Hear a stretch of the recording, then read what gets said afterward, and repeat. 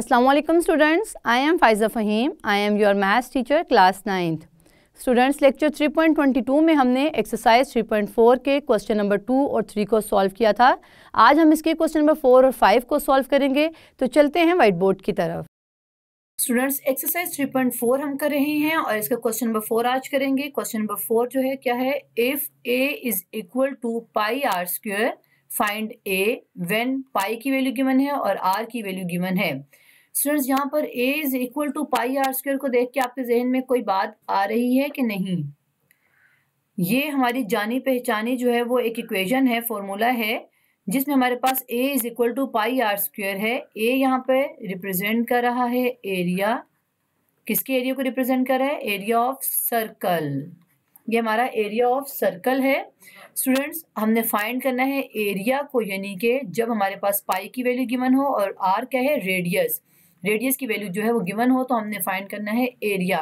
लेकिन यहाँ पर उसने कोई यूनिट्स यूज नहीं किए हैं, यानी रेडियस के साथ कोई मीटर का यूनिट, सेंटीमीटर का यूनिट नहीं लगाया है और ना ही एरिया के साथ कोई मीटर स्क्वायर का यूनिट यूज किया है। तो हम भी इसे यूनिट्स के बगैर ही सॉल्व करेंगे। ये आपकी मैंने इंफॉर्मेशन के लिए सब बताया है। ये इसका हमारे पास कोई काम नहीं है, सिर्फ हमने इस फॉर्मूला को देखते हुए इसमें वैल्यूज पुट करनी है और लॉग की मदद से एरिया फाइंड आउट करना है।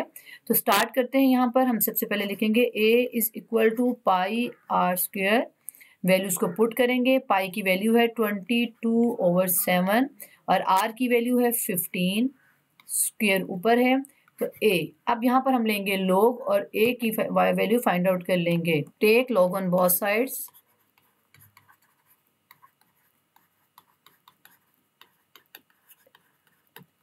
तो log of a is equal to log of 22/7 into 15 square.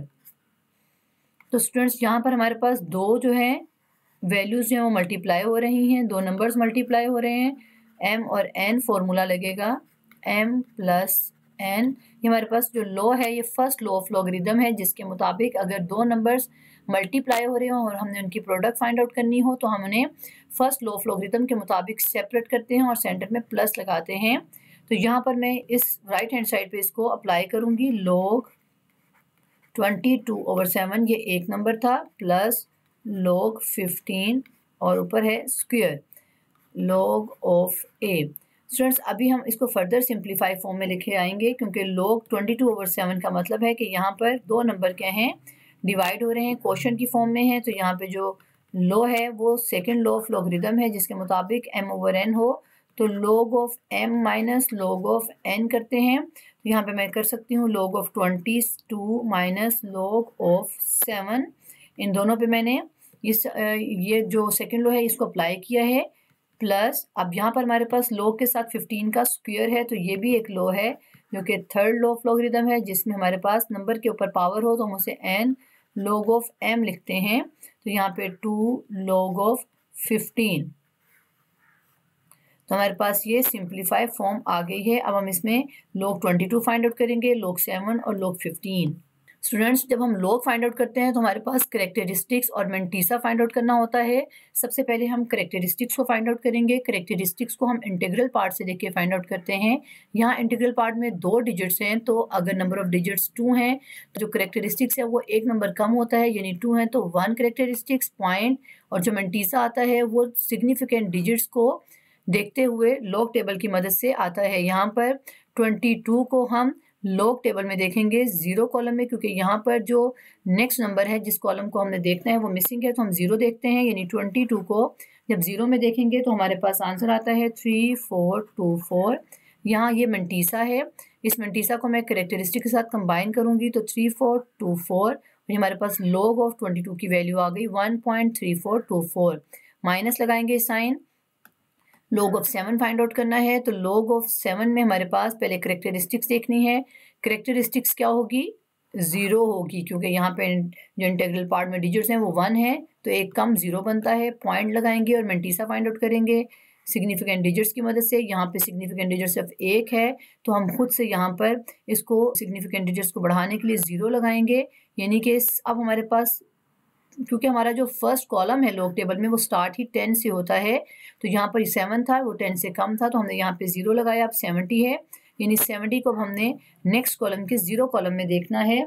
तो हमारे पास जो आंसर आता है वो है 8451 और ये हमारा मेंटीसा है। इसको हम यहाँ पुट करेंगे, करेक्टरिस्टिक्स के साथ कंबाइन करेंगे। 8451 प्लस 2 वैसे ही आएगा। अब log ऑफ 15 फाइंड आउट करना है।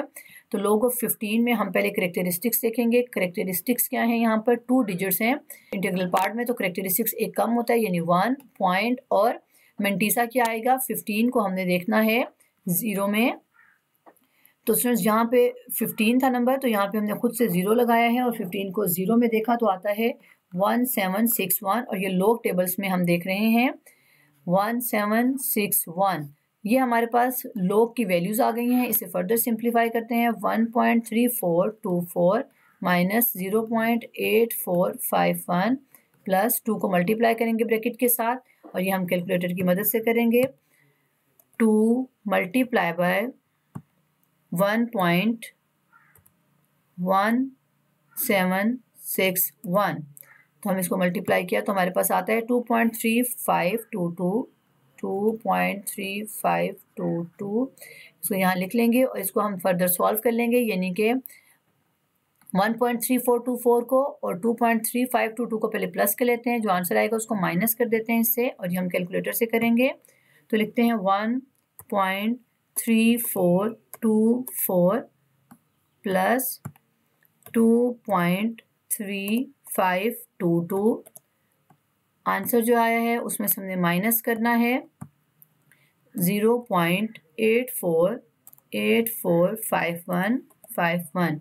तो आंसर हमारे पास जो आया है वो है 2.8495।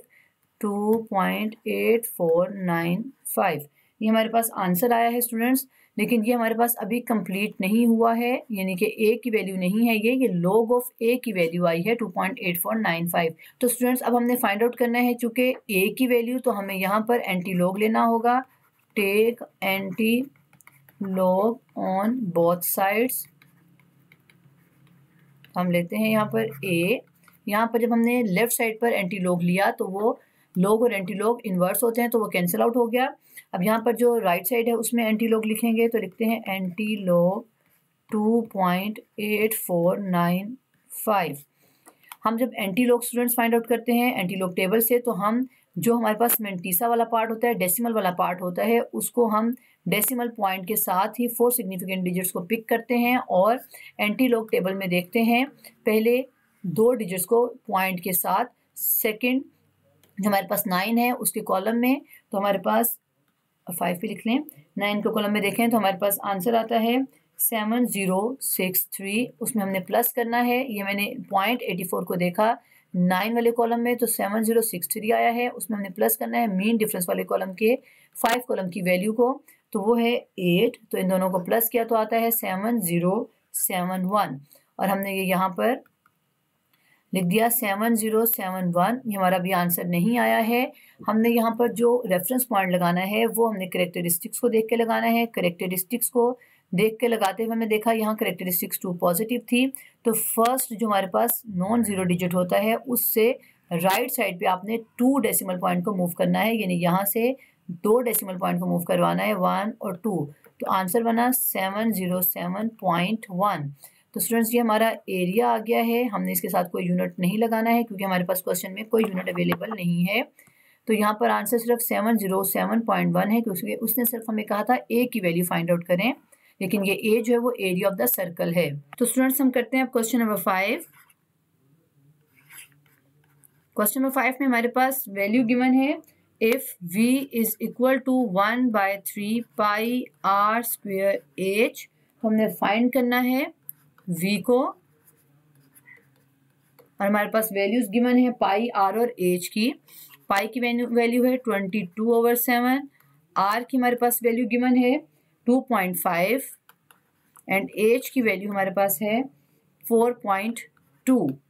स्टूडेंट्स यहाँ पर हमारे पास अगर आप देखें तो ये जो हमारे पास फॉर्मूला है ये किसका फॉर्मूला है, तो जी स्टूडेंट्स ये हमारे पास फॉर्मूला है volume of a cone. Volume of a cone का फॉर्मूला है, लेकिन यहाँ पर उसने हमें इसको फॉर्मूले के तौर पर पेश नहीं किया है, बल्कि उसने हमें सिर्फ ये कहा है कि हमने फाइंड करना है v को, क्योंकि उसने कोई यूनिट्स नहीं हमें दिए हैं, यानी r उसने नहीं बताया कि रेडियस है, h नहीं बताया कि हाइट है, सिर्फ इतना बताया है कि r 2.5 है, h 4.2 है। तो हमने भी इसे ऐसे ही सॉल्व करना है बगैर यूनिट्स के, और सब फाइंड करना है वैल्यू ऑफ v और with the help of logarithms. तो स्टार्ट करते हैं। सोल्यूशन हमारे पास, हम फिर से फॉर्मूला लिखेंगे पहले 1/3 pi r square h, values को पुट करेंगे, v फाइंड आउट करना है, इसे लेफ्ट साइड पे ही रहने देंगे। राइट साइड पे हमारे पास है 1/3 पाई की जगह पे लिखेंगे 22/7, r की जगह पे लिखेंगे 2.5 का स्क्वायर और h की जगह पे लिखेंगे 4.2। तो स्टूडेंट्स अब इसको सॉल्व करने के लिए हमें लॉग लेना है। Take log on both sides.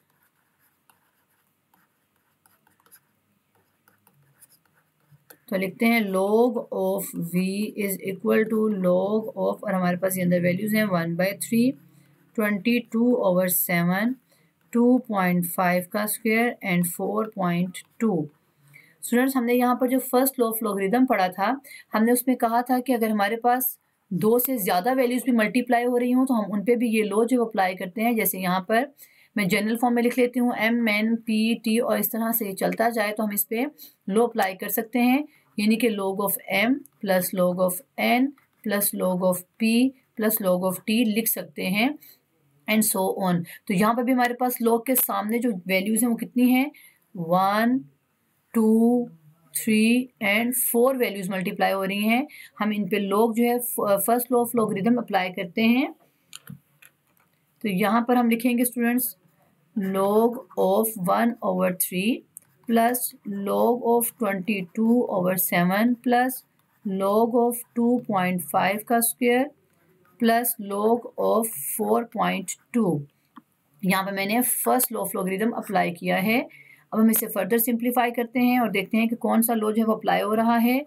log of, यहाँ पर स्टूडेंट्स क्वोशंट वाला जो है हमारे पास जो सेकंड लॉ ऑफ लॉगरिदम है वो अप्लाई हो रहा है, log of 1 minus log of 3 plus log of 22 minus log of 7। ये मैंने क्या किया है, यहाँ पर भी सेकंड लॉ ऑफ लॉगरिदम को अप्लाई किया है, प्लस साइन। फिर हमारे पास अब यहाँ पर third law of logarithm apply हो रहा है, 2 log ऑफ 2.5, ये प्लस का साइन है, प्लस log ऑफ 4.2। इसको फर्दर जो हम सॉल्व कर लेते हैं, log ऑफ 1 की वैल्यू होती है 0 माइनस log ऑफ 3 को सॉल्व करेंगे।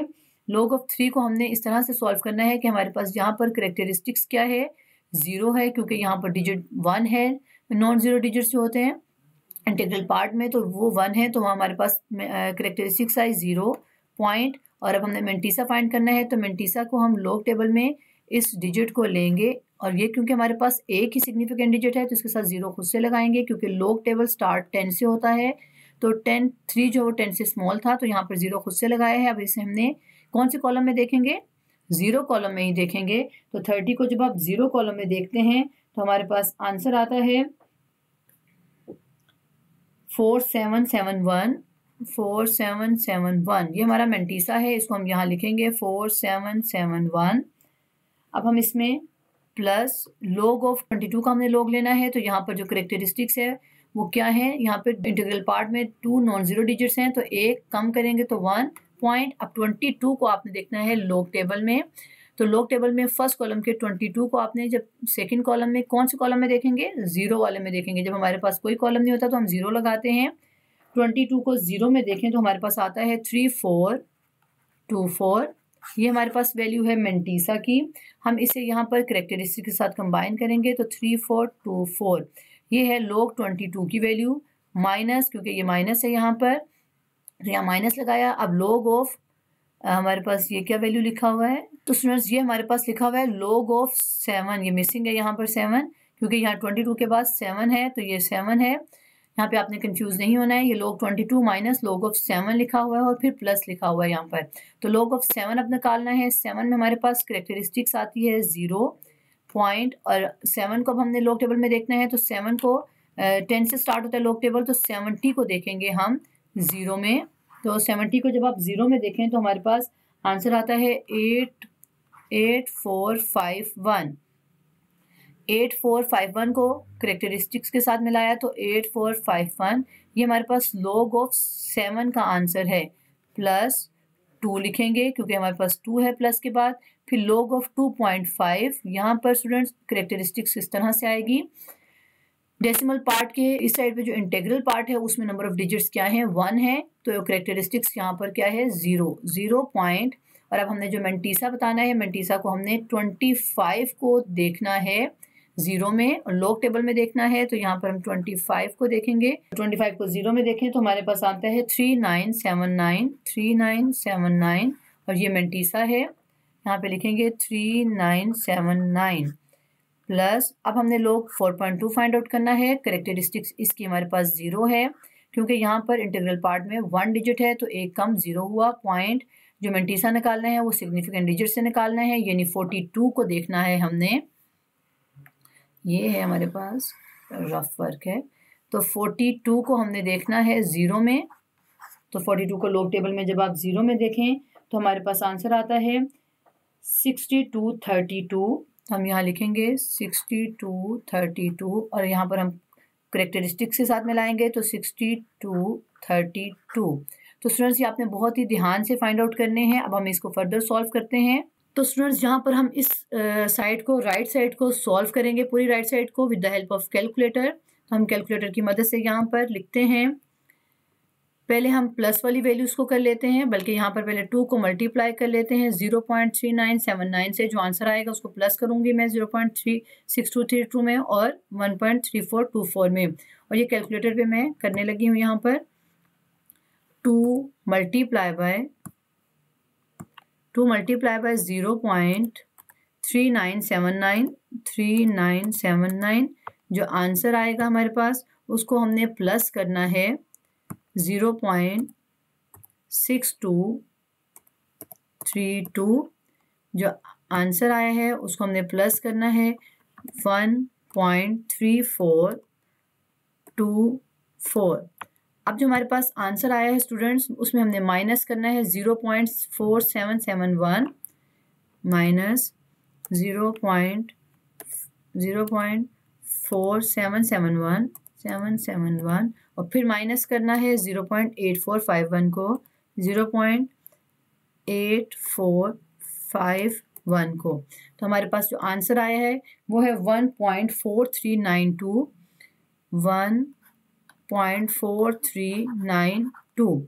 स्टूडेंट्स ये जो हमारे पास आंसर आया है 1.4392, ये मैंने पूरी राइट साइड को सॉल्व किया है कैलकुलेटर में, तो ये साइड आ गई है। अब हमारे पास लेफ्ट हैंड साइड पे था वो क्या था, log ऑफ v 1.4392, लेकिन आंसर हमें v का चाहिए, वॉल्यूम का चाहिए, तो हम इसे एंटी लॉग लेंगे। Take anti log on both sides, तो हमारे पास आता है v is equal to anti log 1.4392।